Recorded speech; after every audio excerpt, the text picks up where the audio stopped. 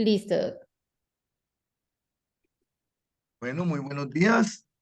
Hoy la doctora Valeria Cortés nos va a deleitar con un tema muy interesante, que es el manejo de la tosis palpebral. Adelante, Valeria. Bueno, muy buenos días para todos. Como el doctor Quintero lo ha comentado, el día de hoy vamos a tratar sobre cómo abordar esta tosis palpebral en los pacientes. Mi nombre es Valeria Cortés Castillo, soy residente de primer año de oftalmología de la Pontificia Universidad Javeriana. El contenido que les propongo eh, para esta charla es, vamos a empezar a hablar cómo vamos a evaluar estos pacientes cuando llegan a nuestra consulta. Vamos a clasificar luego la tosis palpebral. Después hablaremos un poco sobre el tratamiento que vamos a abordar en ellos y hacemos un resumen de las complicaciones que podemos presentar en estos pacientes después de que le hacemos un tratamiento o una intervención quirúrgica. A manera de generalidades, la tosis es la forma abreviada y que con frecuencia se utiliza para el término blefarotosis, que se refiere básicamente a una caída o desplazamiento inferior del párpado superior. La tosis palpebral es la causa más común de la pérdida reversible de visión periférica, pero en ocasiones puede ser tan severa que puede afectar el cuadrante de visión central. La tosis palpebral también va a hacer que haya una disminución de la cantidad de luz total que llega a la mácula, haciendo que haya una reducción de la agudeza visual, sobre todo en la visión nocturna. Y hay dos sistemas básicos de clasificación de la tosis. Tenemos según la aparición, puede ser tanto congénita como adquirida, y también la podemos clasificar según su etiología, que puede ser miógena, aponeurótica, neurogénica, mecánica o traumática. El tipo más común, por ejemplo, de tosis congénita va a resultar de un músculo elevador del párpado que esté poco desarrollado, y hablaremos de una causa miógena, por ejemplo, y el tipo más común de una tosis adquirida es causado por el estiramiento o desinserción de la aponeurosis del elevador, y ahí es cuando nos referimos a una tosis aponeurótica. Entonces, ¿cómo vamos a evaluar estos pacientes cuando vienen a nuestra consulta? Primero, pues tenemos que hacer una historia clínica completa para poder hacer una adecuada clasificación de esta tosis, indagar por los antecedentes familiares. Hay pacientes que sus padres o familiares cercanos pueden tener la misma alteración. Indagar cómo es el grado de la tosis, cómo se comporta esto durante el día, ver si hay una variación del grado de la tosis a medida que transcurre el día o si hay quejas de diplopía. Aquí podemos estar pensando también en una miastenia gravis ocular, o si ya tenemos además de esta tosis que haya otro tipo de síntomas como disfonía, disfagia, disnea o debilidad en músculos proximales, podemos pensar también en una miastenia gravis sistémica. Entonces, al examen físico de estos pacientes vamos a hablar de 5 mediciones clínicas muy importantes, que son las que vamos a hablar a continuación.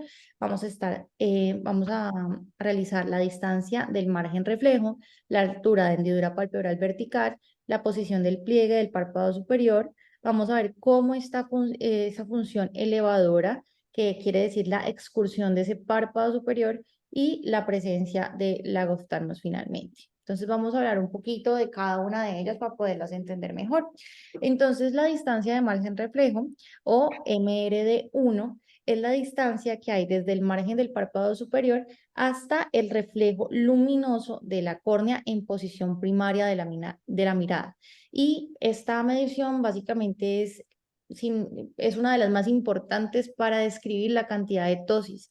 El paciente que tiene una tosis grave, por ejemplo, en esta fotografía podemos observar cómo estas dos líneas van a simular ¿Era el eso? margen de ambos párpados. Entonces, si tenemos una tosis grave, este reflejo luminoso puede estar obstruido completamente por el párpado y puede tener un valor de 0, o puede incluso bajar un poco más y tener un valor negativo. Si el paciente se queja o tiene síntomas también de que hay una obstrucción visual mientras lee, tenemos que siempre verificar este MRD1 en la posición de lectura. También vamos a tener otra medida que va a ser básicamente la exposición escleral, y se va a definir como MRD2, que es la distancia de reflejo luminoso de la córnea hasta el margen del párpado inferior. Por tanto, esta sumatoria de ambas mediciones nos va a dar el total de la hendidura palpebral vertical. estos valores de MRD1, que es la exposición desde el reflejo corneal hasta el borde del margen del párpado superior, va a ser mayor a 3 milímetros aproximadamente, entre 3 y 4 milímetros, y el MRD2 va a tener un valor aproximado de 5 milímetros. Seguimos entonces con la hendidura palpebral vertical. Esta va a ser la medición desde el punto más ancho entre el párpado superior y el párpado inferior, como lo podemos ver graficado en esta fotografía, donde tenemos las dos líneas, la azul y la amarilla, que serían los bordes de los párpados, y la línea roja sería la distancia entre estas dos que me mide la hendidura palpebral vertical. Esta medición se debe de hacer en el paciente fijo en un objeto en la distancia en la mirada primaria. Aproximadamente va a tener un valor de 9 a 11 milímetros. Vamos a ver también cómo está ese pliegue palpebral superior y básicamente se mide desde la distancia del pliegue, que sería el que estamos señalando acá, superior hasta el margen del párpado. Debido a que la inserción de las fibras del músculo, como recordamos la anatomía que vimos en la primera charla, esta fibra del músculo del elevador se va a confluir también con la piel, haciendo que haya una formación de este pliegue. Entonces recordemos que viene la piel, el músculo orbicular, el septo orbitario, y ya tenemos los retractores del párpado superior, que va a ser el elevador del párpado, y bueno, los demás que ya los vamos a hablar, pero sobre todo este junto con el ligamento de Wintal nos van a mostrar si va a desarrollar este pliegue palpebral superior. Vamos a tener que van a haber unos pliegues que van a ser altos, duplicados o pueden ser asimétricos, y esto nos puede indicar que hay una posición anormal de esta aponeurosis del elevador. En el paciente que es occidental típico, el pliegue del elevador va a estar superior va a estar aproximadamente a 8 o 9 milímetros en los hombres y en las mujeres de 9 a 11 milímetros. Y este pliegue vamos a encontrarlo que va a estar más elevado en pacientes que tienen esta tosis involutiva, pues que es con el pasar de los años, esta tosis adquirida, y suele ser superficial o ausente en pacientes con tosis congénita. Ay. Vamos entonces a mirar luego la función elevadora. Y la función elevadora se va a determinar, como les comentaba, en la expulsión de ese párpado superior. Es decir, este párpado, cuánto nos da desde la infraducción hasta la subducción, desde la mirada hacia abajo hacia arriba. Vamos a mirar cómo es esta función del elevador del párpado. Y esto lo debemos hacer siempre bloqueando el músculo frontal y con la cabeza en el plano, pues en la posición primaria de la mirada, porque si no se anula este músculo, va a hacer que podamos sobreestimar la función del elevador y esto nos altere el plan de tratamiento. El bloqueo del músculo frontal se puede hacer de manera digital y así podemos tomar la medida. Aproximadamente la función elevadora del músculo elevador del párpado superior va a ser de 13 a 16 milímetros.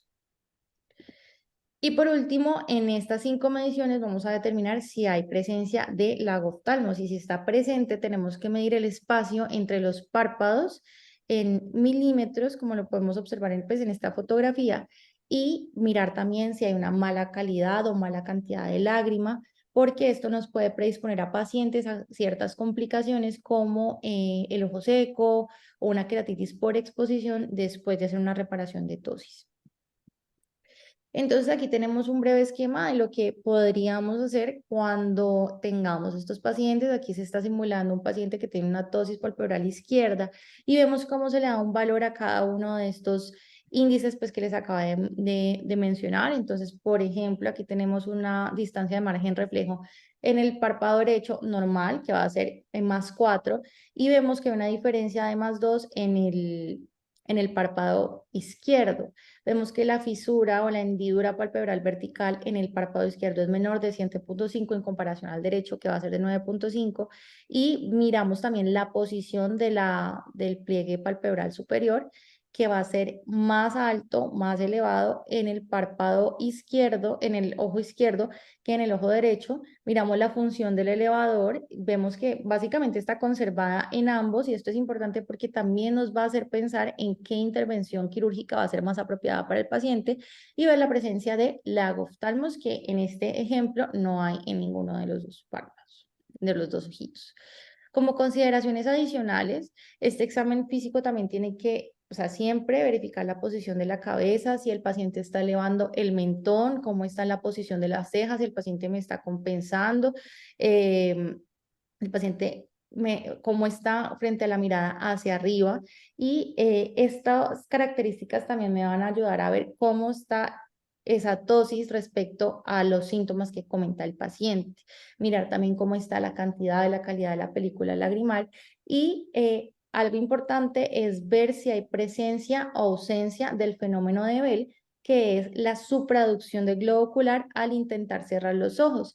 Y este fenómeno de Bell se va a observar sobre todo en pacientes con parálisis facial, donde vamos a ver que hay una incapacidad del cierre de la hendidura palpebral ipsilateral. Entonces, básicamente lo que podemos observar acá es como vemos que hacen oclusión de los ojitos, se hace una supraducción, esto es un pues, reflejo y ahí lo vamos a poder observar, sería un fenómeno pues, ahí positivo. Otra de las consideraciones que tenemos que tener en cuenta son las sincinesias y las sincinesias son movimientos involuntarios que van a acompañar a un movimiento voluntario y esto va a variar, va a haber una variación en la cantidad de tosis con los movimientos de los músculos extraoculares o con los músculos de la mandíbula. Entonces aquí vamos a tener un síndrome, que es el síndrome, una tosis de guiño, en la mandíbula de Marcus-Ghosn y lo que vamos a poder observar es que cuando la paciente abre la boca o la desplaza la mandíbula lateral o contralateral, vemos que esa tosis en el ojito izquierdo se va corrigiendo y se alza un poco más el párpado. Esto se da porque hay una conexión inusual entre las ramas motoras del trigémino que va a inervar el músculo pterigoideo y las fibras de la porción superior del nervio oculomotor que inerva el músculo elevador del párpado superior. Entonces, tenemos que tener en cuenta todo esto porque si entramos a operar de uno a los pacientes sin entender realmente qué es lo que está pasando, pues luego vamos a poder tener complicaciones y no vamos a solucionar el problema por el cual el paciente consulta. Entonces, con todo esto tenemos que hablar también la mirada hacia abajo, cómo está el paciente, cómo está la tosis y hacer la comparativa con ambos ojitos cuando tenemos la mirada hacia abajo, porque en una tosis congénita vamos a ver que va a ser más alto el párpado tósico que el que está normal contralateral y en una tosis adquirida podemos ver que el párpado tósico va a permanecer igual en todas las posiciones de la mirada. Tenemos que hablar también el error refractivo en todos los casos, entonces congénita o infantil sobre todo, para identificar y tratar la ambliopía. Vamos a tener pacientes con ambliopía en el 20% de los pacientes que tienen una tosis congénita. Tenemos que mirar también la función de los músculos extraoculares y las pupilas, porque pues también puede estar asociado a diversas condiciones congénitas o adquiridas. Y también importante ver los campos visuales, porque aquí vamos a determinar cuando tenemos una tosis que puede ser corregida, o sea, que pasa como una tosis funcional versus una tosis cosmética. Otra de las cosas sumamente importantes para la evaluación de estos pacientes con tosis va a ser la ley de Herring.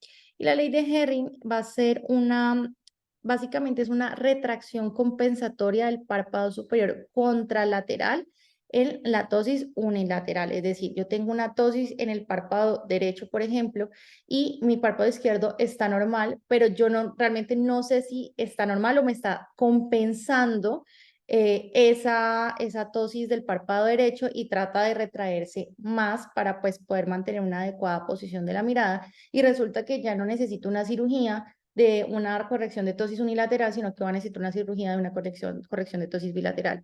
¿Esto por qué se va a dar? Porque van a haber inervaciones especiales del músculo elevador del párpado superior y lo que pasa es que va a haber un grupo neuronal motor de los elevadores, se van a encontrar en un núcleo único, caudal central del complejo oculomotor y las neuronas motoras individuales inervan estos músculos elevadores del párpado superior de manera bilateral. Entonces, en el intento del paciente por superar esa tosis de un ojo, se hace la contracción del párpado contralateral. Entonces, miren cómo cuando yo alzo el párpado que estaba tósico, vemos cómo cae el párpado contralateral. Entonces realmente tengo una tosis en ambos párpados y tengo que ver si necesito una cirugía que solo corrija un párpado o si necesito hacer una corrección de tosis bilateral. Y esto lo puede inducir con una maniobra manual, como lo vimos en el video anterior, o el test de felinefrina, que es aplicar felinefrina en el 10%, y esto me va a evaluar la función del músculo de Müller, me lo va a contraer, y por tanto vamos a ver cómo esta tosis se corrige, y esto pues es porque hay una estimulación del sistema nervioso simpático y hace que se abra el ojito. Ya vamos a hablar un poco más adelante de este test. Entonces, la clasificación, vamos a indagar un poco sobre las diferentes etiologías que tenemos. Tenemos la tosis miogénica congénita. Em, Aquí vamos a ver que vamos a tener una congénita y una adquirida. En cuanto a la congénita, vamos a tener que lo más probable, lo más frecuente es una disgenesia del músculo elevador, y básicamente es que hay en lugar de fibras musculares hay tejido adiposo o fibroso, y eso hace que haya una disminución de la capacidad de contraerse y relajarse de este músculo, y por lo tanto pues nos va a dar una alteración en pues, esta tosis palpebral congénita. La tosis miogénica adquirida puede ser una alteración, un resultado de una enfermedad localizada o difusa, puede ser causada por una distrofia muscular, una oftalmoplegia externa progresiva crónica, una miastenia gravis, una distrofia oculofaringea, y la corrección quirúrgica va a ser difícil por disfunción, porque además de que vamos a tener una disfunción de este músculo elevador del párpado superior, podemos tener otras alteraciones en otros músculos subyacentes. Aquí vamos a ver que esta tosis va a fluctuar con el transcurso del día en la miastenia gravis, y se va a asociar a diplopia. En cuanto a la tosis aponeurótica, es la forma más común de la tosis adquirida, como lo había dicho anteriormente, y lo que va a pasar es que hay una disencia de la aponeurosis del elevador o una desinserción de su posición anormal. Esto puede causar simplemente por una alteración involutiva, pues con los pasos de los años, o por una tracción repetitiva del párpado, por frotarse los párpados de manera constante, el uso de lentes de contacto rígidos, o que haya una cirugía intraocular o de párpados, también me puede causar este tipo de tosis. Aquí vamos a esta fotografía, podemos ver cómo hay una tosis del ojito izquierdo, y ya después de que se hace una reposición se pueden lograr una adecuada apertura. En esta tosis aponeurótica vamos a ver que el pliegue palpebral va a estar más alto o ausente por ese desplazamiento hacia arriba o esa pérdida de inserción de esas fibras del elevador en la piel, y vamos a ver que hay un adelgazamiento del párpado superior en la placa tarsal superior. Como les mencionaba, la función del elevador va a ser normal en esta tosis aponeurótica, entonces me va a poder elevar de 12 a 15 milímetros, y esta tosis aponeurótica va a empeorar con la mirada hacia abajo, a diferencia de una tosis miógena congénita, por ejemplo, que el párpado tósico va a ser más elevado cuando tenemos la mirada hacia abajo, en comparación del párpado, pues del ojito bueno o el ojito que no tiene ninguna alteración. En esta fotografía podemos ver que esta paciente tiene un surco palpebral bastante alto, que es por las razones que les acabo de mencionar. Entonces aquí tenemos una tabla comparativa de la tosis miogénica versus la tosis aponeurótica. En la tosis miogénica y en la aponeurótica podemos tener tanto desde espectros desde tosis leve hasta tosis muy severas. La, el pliegue palpebral superior va a estar pobremente formado en la tosis miogénica, mientras que en la tosis aponeurótica este párpado va a estar más alto de lo normal o va a estar ausente. La función del elevador va a estar reducida en la miogénica, mientras que en la aponeurótica va a estar casi normal o normal, y vamos a ver que hay una tosis, pues una caída del párpado en la aponeurótica, y al igual que la miogénica. Entonces, vamos a hablar un poquito de las tosis neurogénica. Entre ellas está la congénita y la adquirida. Dentro de las causas congénitas vamos a hablar de algunas principales, hay varias, pero les quería comentar la parálisis congénita del tercer par, el síndrome de Horner congénito y el síndrome de guiño de mandíbula de Marcus-Gunn, que era la que les comentaba. Entonces, en cuanto a la parálisis congénita del tercer par, vamos a tener que se va a manifestar como una incapacidad para elevar, deprimir o aducir el ojo, y las pupilas también pueden estar alteradas, pueden estar dilatadas, aunque esta parálisis puede ser parcial o completa. Aquí el tratamiento del estrabismo y la ambliopía va a ser difícil en muchos casos, sobre todo pues en esta patología, y también es complicado realizar un tratamiento en estos porque requieren generalmente de mayor fuerza para poder abrir esta tosis. Entonces usualmente uno utiliza lo que es la suspensión frontal, que pues en muchas ocasiones conduce al lagoftalmos y podemos tener estas alteraciones de ojo seco y queratitis por exposición. En cuanto al síndrome de Horner congénito, es una manifestación de una cadena nerviosa simpática que se encuentra interrumpida y vamos a tener que puede estar asociada a una tosis leve con miosis anhidrosis, y en el caso pues de ser congénita vamos a tener una disminución de la pigmentación del iris del lado afectado. Em, esto se va a dar, esta tosis leve se va a dar por una incapacidad y una poca inervación del músculo de Müller. Entonces el paciente pues va a presentar esta tosis. También vamos a tener algo que es que de la tosis inversa, que es que va a haber un aumento no retracción, sino un desplazamiento hacia arriba del párpado inferior. Entonces también va a haber esta tosis combinada de superior e inferior, y vamos a tener que la hendidura palpebral vertical en el síndrome de Horner congénito pues va a ser menor por eso también. El síndrome de Guillain de mandíbula de Marcus-Goin, pues que ya les había comentado antes, es que tenemos un párpado unilateralmente tóxico que se va a elevar con los movimientos de la mandíbula. Sobre todo se va a elevar cuando la mandíbula se mueve de un lateral y luego hacia el lado contralateral. Y esto lo notan mucho las mamás cuando el bebé se está alimentando, lo están amamantando. Y esto se da más que todo pues por conexiones aberrantes entre la división motora del trigémino con el tercer par craneal. Ahora, la tosis neurogénica adquirida, lo mismo, parálisis adquirida del tercer par, síndrome de Horner adquirido, y pues aquí viene una patología importante que es la miastenia gravis. Tenemos muchas otras, pero pues estas son como las tres que quería traer como a colación. Y sobre todo profundizar en la parálisis adquirida del tercer par. En el síndrome de Horner adquirido va a haber lo mismo, una interrupción de esta cadena simpática que nos va a producir tosis, miosis, anhidrosis, y es una tosis leve por esta alteración del músculo de Müller.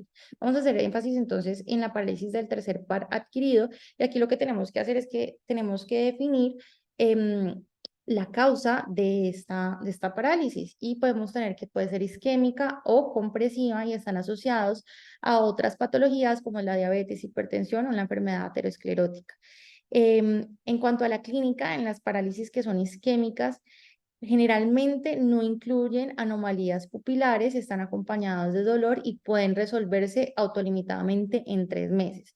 Entonces, lo que mencionaban es que si tengo una parálisis del tercer par sin compromiso pupilar que no resuelve espontáneamente en este rango de 3 máximo hasta 6 meses, ahí yo tengo que hacer estudios adicionales para ver si tengo una lesión compresiva que me esté alterando ese tercer par.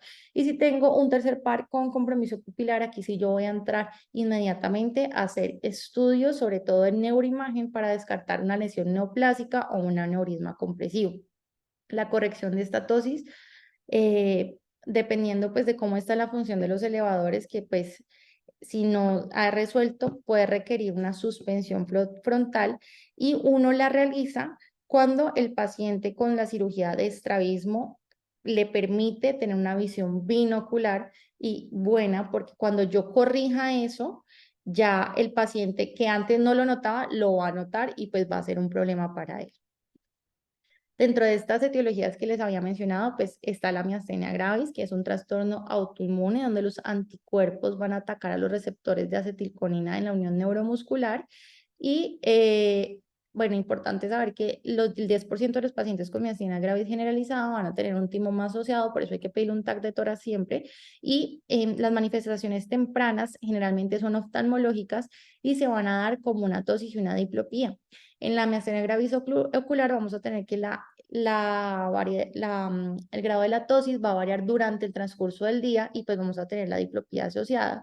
En cuanto a los laboratorios, importante tener los anticuerpos antirreceptor acetilcolina, y vamos a tener varias pruebas que nos van a inducir como una inhibición de esta acetilcolina esterasa. Entonces, con la aplicación de cloruro de hidrofonio, vamos a tener esta inhibición de la acetilcolinesterasa. Con la prueba del hielo, pongo hielo localizado y por este aumento de la transmisión y va a haber una disminución de la actividad de esta acetilcolinesterasa. Entonces vamos a ver que hay una mejoría, entonces nos puede indicar que el paciente puede estar teniendo una miastenia gravis. Aquí en el tratamiento de la miastenia para la corrección de esta tosis, tenemos que dilatarlo hasta que tengamos un manejo médico óptimo y ya después empezamos con toda esta parte de oculoplastia para mejorar la tosis palpebral. En cuanto a las tosis mecánicas, es una condición en la que el párpado va a caer por simplemente peso, ya sea porque hay una masa, porque hay alguna lesión que desplaza mecánicamente ese párpado a nivel inferior. Entonces, entre las causas podemos tener tanto anomalías congénitas como las adquiridas. Dentro de las congénitas tenemos el neurofibroma plexiforme, mangiomas, entre otros. Y las adquiridas podemos tener también neoplasias o chaláceos que me van a hacer que se me genere una tosis secundario a esto. Las tosis traumáticas, podemos tener también un trauma en la aponeurosis o en el músculo elevador del párpado superior y puede ser tanto una tosis miogénica, aponeurótica, neurogénica o mecánica, dependiendo de la profundidad o el impacto del trauma. Cuando yo tengo laceraciones y yo veo que hay una exposición de la grasa preaponeurótica, esto me va a indicar que hay una sección del tabique orbitario y por tanto puedo tener un posible daño a la aponeurosis del elevador. Entonces, cuando tengo esto, lo que uno hace es explorar tanto la aponeurosis como el elevador, el músculo elevador del párpado superior, y esto puede resolverse espontáneamente. Entonces, lo que generalmente se hace es, bueno, se explora a ver si está dañado o no, y se observa por 6 meses antes de pensar en un procedimiento quirúrgico. Tenemos también lo que es la pseudotosis, que tenemos que diferenciarla de la tosis verdadera. Y esto se va a dar por múltiples simuladores y esto sí lo hemos visto bastante también en la consulta con el doctor Quintero, que el paciente puede tener una hipertropia del ojito un poquito subido, un enoftalmos, puede tener otras alteraciones, por ejemplo, que haya un defecto en el pliegue del párpado superior, que me simulen que haya una tosis, pero realmente no es una tosis, sino que tenemos otras alteraciones que me la simulan. Por ejemplo, una retracción del párpado contralateral, entonces no es que yo tenga este párpado caído, sino que tengo este retraído, y pues la dermatochalasis, que en esta fotografía lo podemos observar, no me simulaba una tosis, pero corrigiéndose en una blefaroplastia sola, la paciente logra una adecuada apertura de la hendidura palpebral vertical. Bueno, entonces en cuanto al tratamiento, es importante que el cirujano tenga una conversación adecuada preoperatoria con el paciente, ya teniendo todo este panorama, entendiendo todas estas medidas, entendiendo cuál es la causa de la tosis y lo que podría pasar, las posibles complicaciones, los riesgos, los beneficios y pues las alternativas de tratamiento antes de intervenirlo. Vamos a tener 3 técnicas quirúrgicas importantes. Tenemos la vía anterior o exterior o la transcutánea, que básicamente va a ser el avance del elevador del párpado superior. Tenemos la vía posterior, que es a través de la conjuntivo-mulerectomía y la suspensión frontal. Entonces, esta altura del párpado superior va a depender de 2 músculos, el elevador del párpado superior y el músculo de Müller, donde el elevador del párpado superior va a hacer una excursión del párpado de aproximadamente 15 milímetros, mientras que el músculo de Müller va a ser de 2 a 3 milímetros, y esto lo tenemos que tener muy presente para definir la vía en la que se va a intervenir. Entonces, recordando un poquito de la anatomía, el elevador del párpado superior tiene su origen en la ala menor del esfenoides y va a descubrir por encima del recto superior. Y aquí quería yo hacer como énfasis del ligamento de Wintal, que va a estar cerca del reborde orbitario superior en una vaina muscular que lo atraviesa de medial a lateral en las paredes de la órbita, y esto va a dar soporte al sistema facial y mantiene las relaciones espaciales de la órbita superior. A partir de este ligamento de Wintal vamos a ver que ya este músculo elevador del párpado superior pasa a ser aponeurosis y va a tener un anclaje en el margen palpebral, haciendo que haya una integración en una integración en todas estas estructuras del párpado, y se va a generar también con aquí en el ligamento de Winter, con este elevador de la aponeurosis, este pliegue palpebral del que estamos hablando. Aquí tenemos también el músculo de Müller, Este está compuesto por fibras de músculo liso, se origina en la porción final, como lo podemos observar aquí, del elevador del párpado superior, tiene una longitud aproximada de 10 milímetros y va a discurrir por debajo de la aponeurosis y encima de la conjuntiva. Así que cuando yo hago una eversión del párpado, eso es lo que yo me voy a encontrar cuando hago esta intervención quirúrgica y aquí este músculo se va a anclar en el borde tarsal superior y así va a ejercer su acción.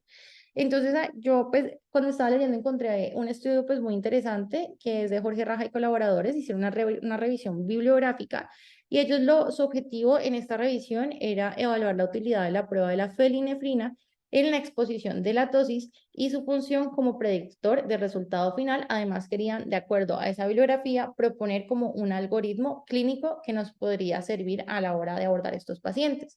Ellos obtuvieron 25 artículos, de los cuales 23 correspondían a ensayos clínicos correctos, metodológicamente correctos, con un grado de evidencia de 2 a 3, y concluyeron a través de este esquema que proponen, que cuando yo tengo una tosis, hago todos mis exámenes, tengo una buena función de mi elevador del párpado superior, empiezo a ver cómo está esta distancia del reflejo margen palpebral 1.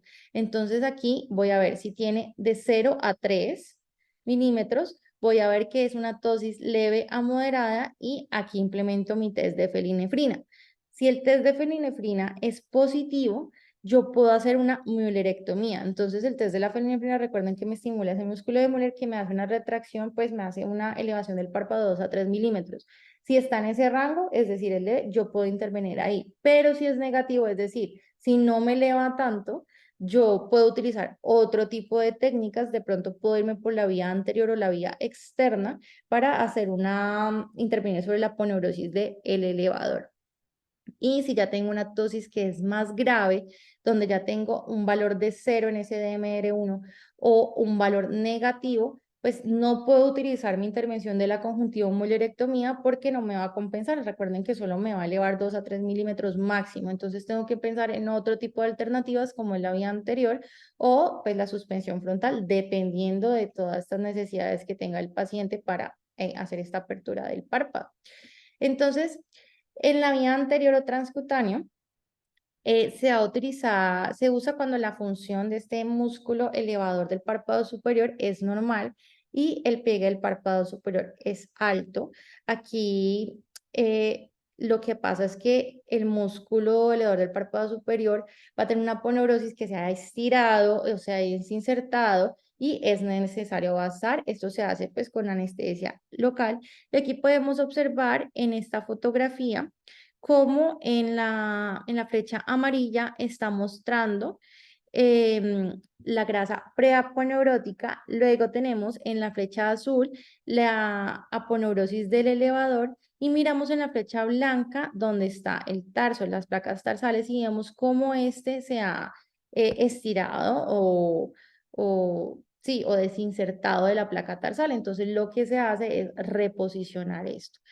Aquí pues tenemos un videito que les quería pues mostrar de la academia, de cómo se hace esta intervención.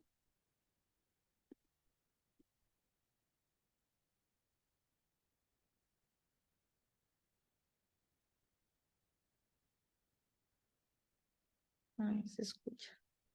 Pero bueno, entonces se hace una intervención por vía anterior, una incisión, se empiezan a disecar todos los planos. Recordemos que estamos en piel, músculo orbicular, luego vamos a llegar al septum orbitario, pues ahí están disecando todavía el orbicular. Llegan a la grasa preaponeurótica, entonces es como su punto de referencia. Y luego se puede observar cómo pues esta aponeurosis del elevador está completamente pues desinsertada. Ya vamos a ver más adelante. Se dice también como los planos, ahí encuentran la placa tarsal. Ajá, y entonces luego lo que van a hacer es hacer una corrección de eso para avanzarla y pues tener una mejor fijación de esta misma y así hacer que se corrija esta tosis.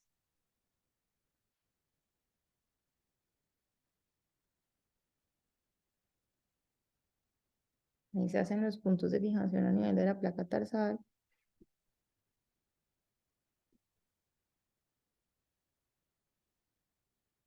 se vierte para ver pues que todo esté adecuadamente posicionado.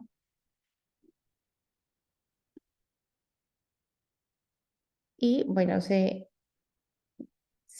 evalúa pues que la posición haya quedado de manera adecuada, se le pide al paciente que abra los ojos, se mira si se logró el objetivo y luego pues se hace el cierre a nivel de piel. La vía posterior es la conjuntivomulerectomía.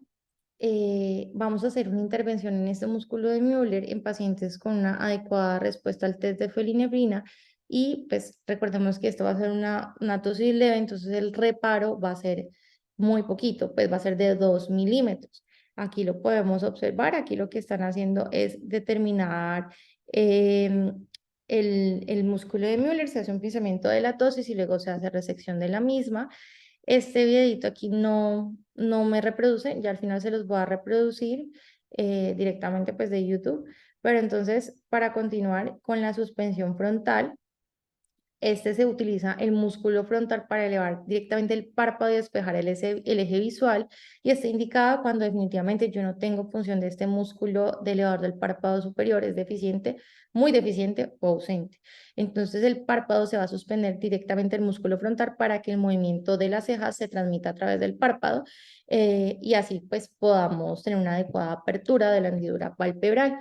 Como materiales se utiliza la fascia lata y materiales sintéticos como varillas de silicona. La fascia lata pues ha venido en desuso porque necesita otra intervención adicional, mientras que con los materiales sintéticos como las varillas de silicona pues puede hacer una fijación en una misma cirugía.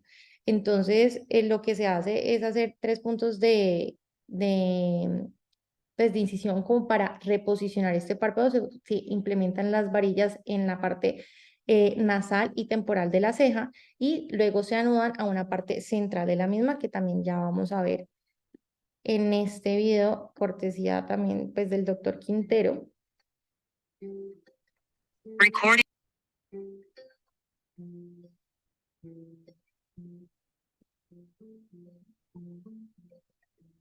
¿Cómo se realiza? Pues entonces ahí se está haciendo la implantación del set de silicón, que son estos materiales sintéticos que les comentaba, y se realizan las 3 incisiones, donde se fija ahí en la ceja para hacer esa apertura del párpado a través del músculo frontal, de la suspensión del músculo frontal. En estos pacientes es frecuente que pueda presentar la oftalmos, queratitis por exposición, entonces se le debe explicar muy bien al paciente qué son las complicaciones que pueden pasar. Y en cuanto pues ya a las complicaciones, que podemos presentar un resumen de las mismas es que haya una corrección insuficiente, es la complicación más común, que haya una simetría o que tengamos una sobrecorrección de la misma, que tengamos un contorno palpebral que no sea, que el paciente no se encuentre satisfecho con él, podemos tener distensias de la arívada, prolapso de la conjuntiva, una versión tarsal, o por lo que les comentaba, el lagoftalmos por queratitis por exposición. Esto era lo que les traía entonces el día de hoy y les quería mostrar la conjuntivomulerectomía del doctor Quintero, aquí directamente pues de YouTube porque no me reproduce en la presentación. Pero entonces aquí lo que les quería mostrar es esto, que se empieza en la anestesia local, una sutura de tracción palpebral para poder estar pues, más cómodo ante la cirugía, hacer una exposición de la conjuntiva, hacen la marcación desde el margen tarsal superior, hacen con las adecuadas mediciones y se empieza a hacer una sutura con seda negra.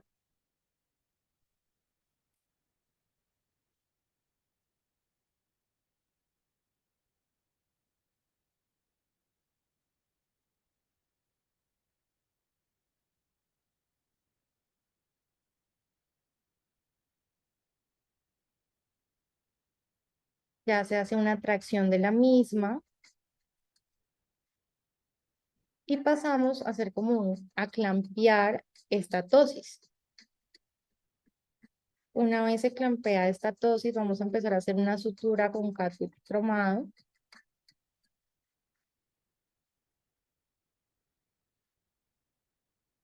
Por toda pues esta tosis que previamente se ha clampeado y luego vamos a proceder a hacer la resección de la misma.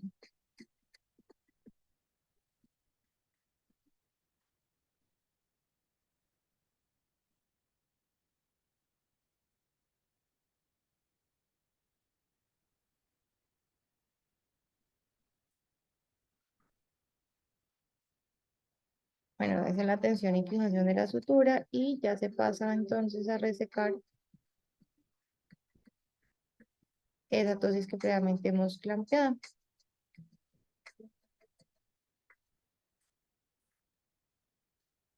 Se reseca entonces este tejido.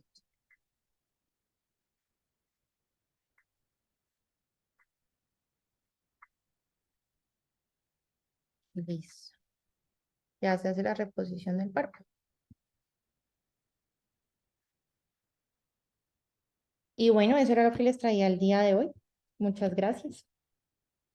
Muy bien, vale, súper chévere. Tenía una pregunta para todos.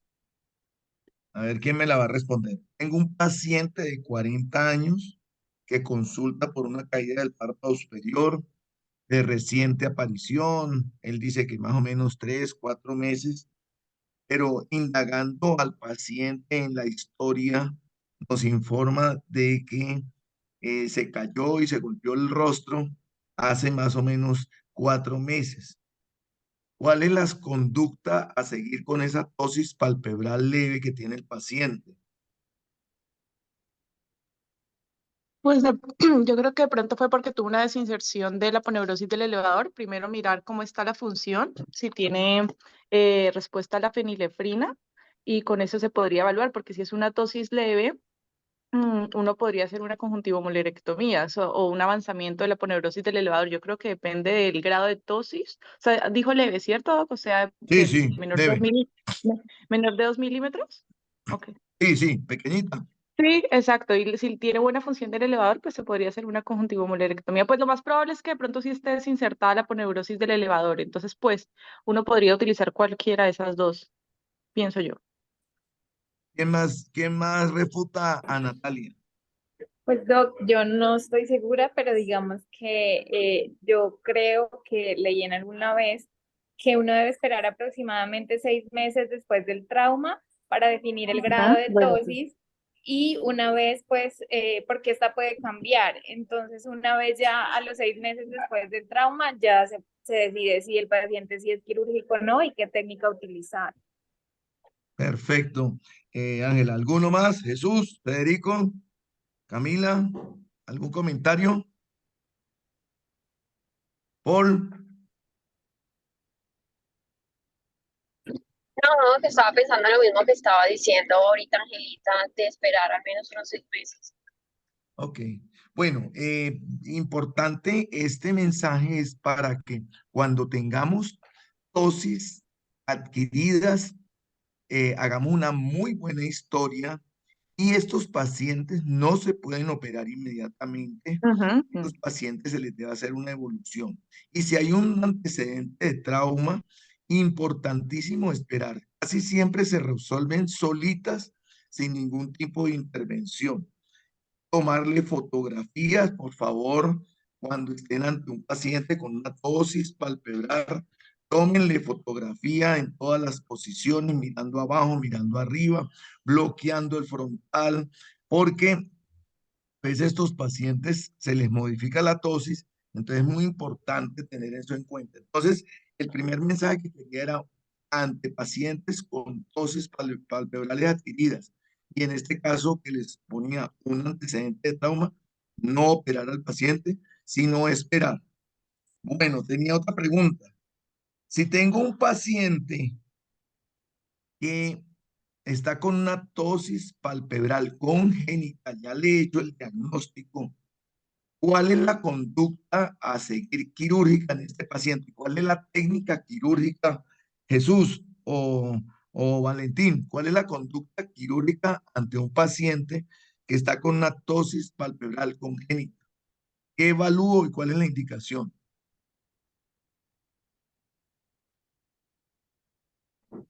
Doctor, en los pacientes con tosis palpebral congénita, pues uno, hay que mirar si hay obstrucción de del todo el eje visual, porque tienen, pues, es una lesión con potencial ambliogénico.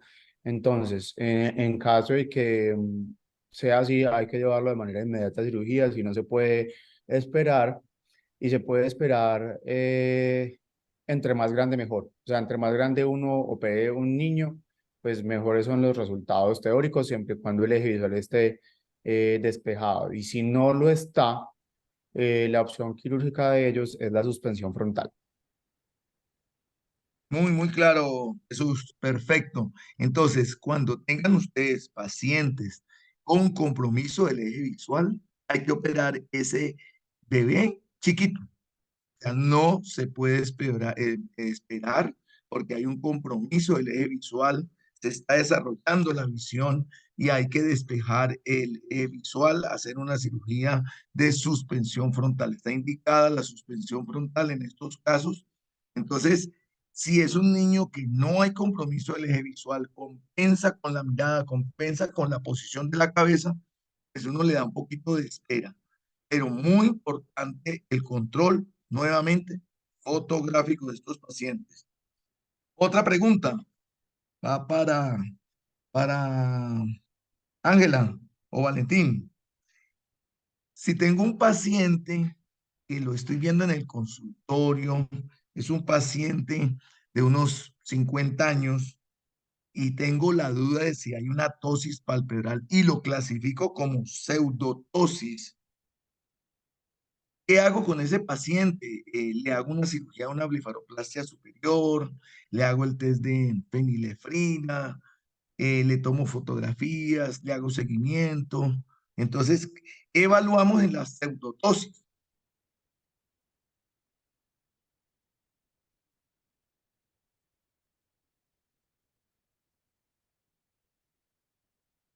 Su silencio. Doc, pues como todo lo que usted ha dicho pues previamente, se tienen que, importantísimo, pues tomar las fotografías, valorar bien al paciente, hacer también el test de felinefrina, pero mirar sobre todo también como esa posición primaria de la mirada, cómo está, que no vaya a tener un pequeño estrabismo o algo que nos esté simulando también esta tosis que nos ha pasado bastante en el consultorio y a veces hay que tomarle medidas de ortóptica, o sea, mandar la ortóptica para toma de medidas, ver pues también si tenemos una dermatochalasis importante y ver si cómo están las funciones de estos elevadores del párpado. Y así pues ya puedes determinar si realmente esta pseudotosis es por una dermatochalasis o es porque tengo un pequeño estrabismo que me está haciendo esto o por el contrario tengo una retracción del párpado contralateral. Entonces, pues yo pienso que tenemos que hacer como el abordaje integral y utilizar todas estas herramientas que usted previamente acabó de decir. Vale, muy clarito lo tienes. Entonces, cuando evalúen ustedes un paciente que te llega a la consulta y desea hacer una cirugía, no mira al paciente y te dice, doctor, vengo para cirugía de los párpados, de que no venga diciendo que están caídos, sino que son chiquitos, pequeños. Entonces, tener muy en cuenta, aquí tienes una foto que acabas de poner de la pseudotosis, donde ustedes tienen dos grandes cambios en los pacientes. Evalúen la posición de las cejas.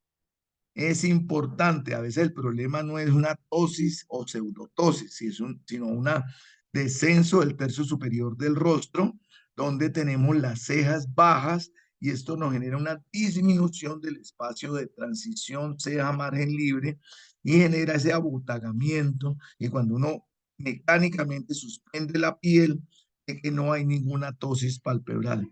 Entonces estamos hablando de una cirugía donde vamos a elevar el tercio superior de la cara y vamos a retirar la piel y no hay corrección de tosis. Y una otra pregunta, ¿cuál es el punto de referencia en la vía anterior para identificar la aponeurosis del elevador? Paul, ¿está por ahí Paul? Valentín, Natalia. El que ya septum, ya vieron. cuando uno ve el tabique orbitario, o sea, uno como que con eso se guía, o sea, uno ve obviamente que la aponeurosis del elevador se ve más blanquita, por decirlo así. Uno llega, entonces uno abre un poquito el septum y ahí llega a la aponeurosis del elevador. Correcto, así es. Entonces, bien importante, ustedes abren el septum y detrás del septum está la grasa preaponeurótica. ¿Y qué van a hacer cuando identifiquen la grasa preaponeurótica? Con un aplicador, un hisopo, ahí no se usa tijera, lo van liberando y detrás está la aponeurosis del músculo elevador. Es muy frecuente que uno no lo encuentre porque en la tosis adquirida, la desinserción es muy frecuente, entonces uno encuentra que eso está retraído, entonces ahí simplemente es identificar la posición del elevador, fijarla al tarso y se corrige inmediatamente el paciente. ¿Y qué debemos hacer en sala de cirugía? Que recuerden que hacemos siempre que tenemos una corrección de tosis. ¿Qué hacemos? Ya pusimos los puntos de una fijación anterior. ¿Qué hacemos en sala de cirugía con el paciente despierto? Sentar y verificar la posición que esté simétrica, pues lo más Perfecto. simétrico posible. Perfecto, no se olviden de sentar al paciente. Todo paciente de tosis, por favor, sentarlo después de que ya hemos hecho la fijación para verificar la altura. Entonces, si vemos que nos falta, pues avanzamos más. Si vemos que hemos hipercorrido, soltamos un poco ese punto. Es importante tener en cuenta como estas cositas. No sé, ¿algún comentario de ustedes, de parte de ustedes?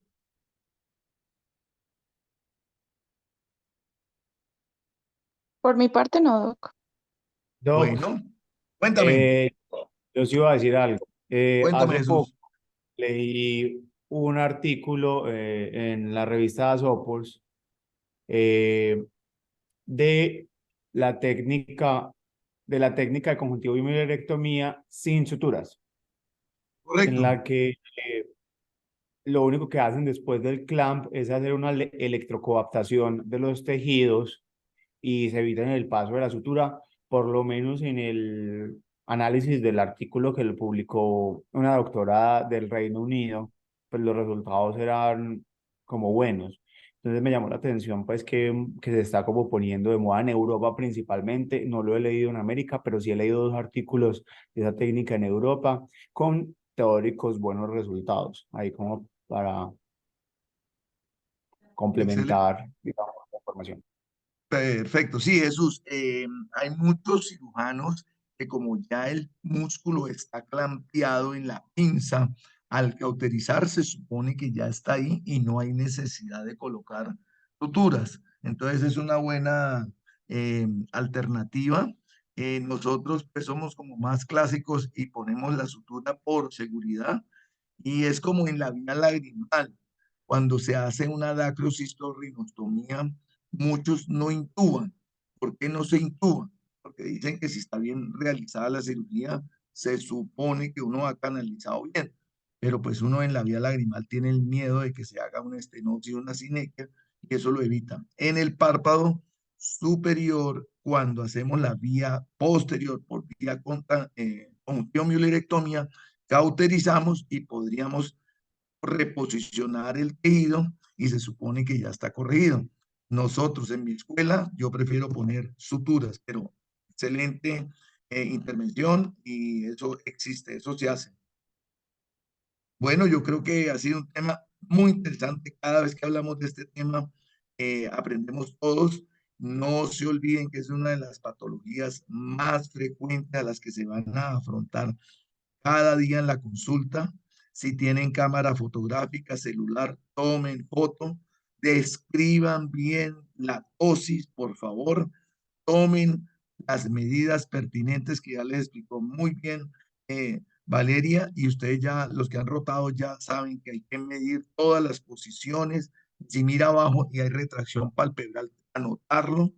Y si hay compromiso del eje visual, este paciente es quirúrgico. Y anotar también que a veces se asocia a cambios, envejecimiento del tercio superior de la cara, donde a veces lo que tenemos es ya esposis de ceja, dermatochalasis excesiva. ¿Ok? Bueno, gracias. Feliz semana para todos. Muchas gracias. Gracias, Vale, gracias, doctor Quintero. Chao. Chao.